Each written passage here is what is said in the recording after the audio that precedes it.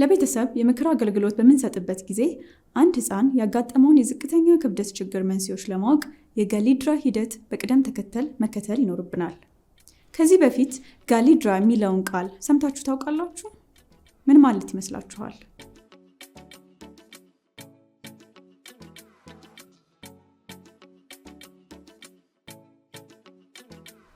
ይህ ጋሊድራ የሚለው ቃል የእንግሊዝኛ ምህጻረ ቃል ሲሆን ጂ ማለት ግሪት ሰላምታ መስጠት፣ ኤ አስክ ጥያቄ መጠየቅ፣ ኤል ሊስን የሚሰጡትን ምላሽ ማዳመጥ፣ አይ አይደንቲፋይ የችግሩን መንስኤ መለየት፣ ዲ ዲስከስ የመፍትሄ ሀሳቦች ላይ መወያየት፣ አር ሪኮመንድ የምክር ሀሳብ መስጠት፣ ኤ አግሪ በተሰጡት የምክር ሀሳቦች ላይ መስማማት።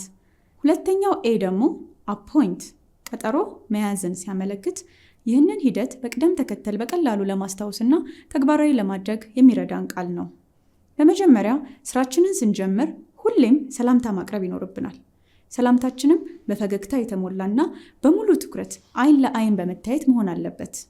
ይህም ለምክክሩ ምቹ ሁኔታ ይፈጥርልናል። በመቀጠል ስለ እናትና ልጅ ነባራዊ ሁኔታ መጠየቅና ማወቅ ይኖርብናል። በተጨማሪም ቤተሰብ ስለ ሕፃናት እድገት ክትትልና ማበልጸግ ወይም ጂኤምፒ አገልግሎት ጥቅም መረጃ እንዳላቸው ጠይቁ።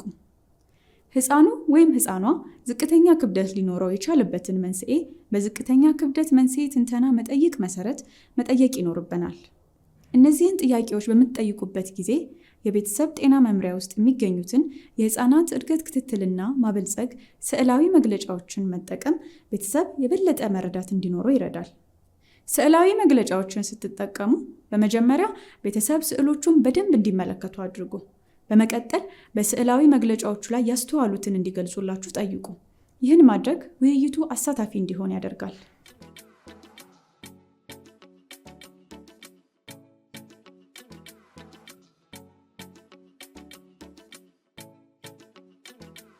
በመቀጠልም የሕፃኑን ሁኔታ ለማስተካከል ምን አይነት መፍትሄዎች እንዳሉና የመፍትሄው አካል ማን ሊሆን ይችላል ብለው እንደሚያስቡ ቤተሰብን መጠየቅ አለባችሁ። በዚህ ወቅት የሚመጡትን የመፍትሄ ሀሳቦች ሊተገበሩ የሚችሉ መሆናቸውን ማረጋገጥ አለባችሁ።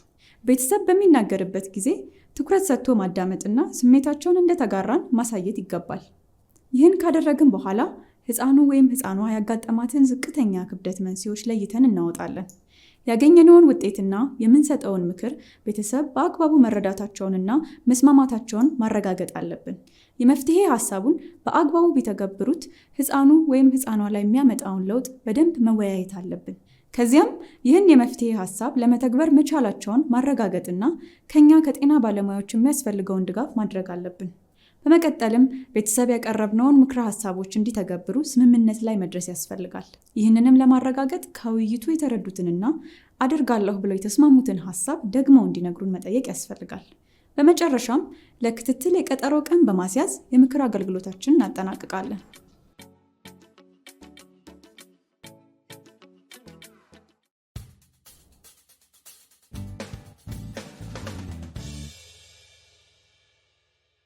እስካሁን ስለ ጋሊድራ ሂደት በዝርዝር ተመልክተናል። አሁን ደግሞ ኦርፓ የሚለውን ቃል ሰምታችሁ ታውቃላችሁ? ምን ማለት ይመስላችኋል?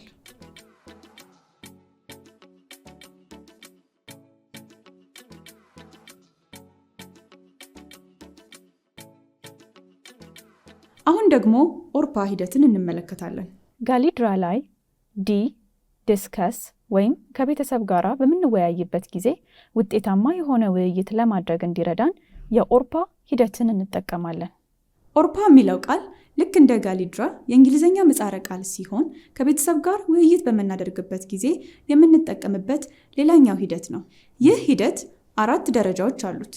እነሱም ኦ ማለት ኦብዘርቭ በማስተዋል መመልከት፣ አር ሪፍሌክት የተመለከቱትን እንዲገልጹልን ወይም ሀሳባቸውን እንዲያንጸባርቁልን ማድረግ፣ ፒ ፐርሰናላይዝ የተመለከቱትን ወደ ራሳቸው እንዲወስዱ ማድረግ፣ ኤ አክት ወይም መተግበር ናቸው። የመጀመሪያው ኦብዘርቭ በማስተዋል መመልከት። ይህን ለማድረግ በቤተሰብ ጤና መምሪያ ካርድ ላይ የሕፃናት እድገት ክትትልና ማበልጸግ አገልግሎት ሂደቶችን የሚገልጽ ምስል ለቤተሰብ በማሳየት ስዕላዊ መግለጫውን እንዲያስተውሉ አድርጉ። ሪፍሌክት የተመለከቱትን እንዲገልጹልን ወይም ሀሳባቸውን እንዲያንጸባርቁ ማድረግ። በመቀጠል በስዕሉ ላይ ምን እንደተመለከቱ ጠይቁ።